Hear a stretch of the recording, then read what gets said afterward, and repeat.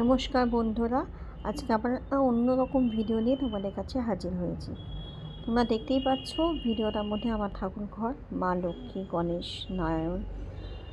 তো আজকে বৃহস্পতিবারের পুজো করবার জন্য যখন আমি ঠাকুর ঘরে উঠলাম, তখন দেখলাম এই একটা দৃশ্য। আমি মনে করি ঈশ্বর তো স্বয়ং আমাদেরকে দেখা সেইভাবে দেয় না, কোনো প্রাণী, কোনো পশু, কোনো কিছুর মাধ্যমে উনি বুঝিয়ে যান যে উনি আমাদের সঙ্গে আছেন।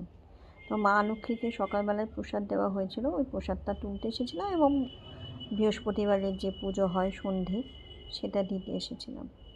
তো এসে এই দৃশ্যটা ক্যামেরা বন্দি করলাম এবং তোমাদের সবার সাথে শেয়ার করলাম। আশা করি তোমাদের ভালো লাগবে, কারণ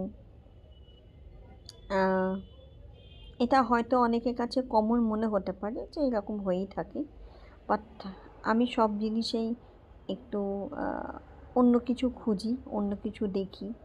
আমার কোথাও মনে হয় গিয়ে যে এগুলো অবশ্যই ঈশ্বরের সঙ্গে কানেক্টেড। তো কেমন লাগলো তোমাদের ভিডিওটা জানাতে কমেন্টসের মাধ্যমে জানাতে ভুলো না এবং আমাকে সাবস্ক্রাইব করতে একদম ভুলো না।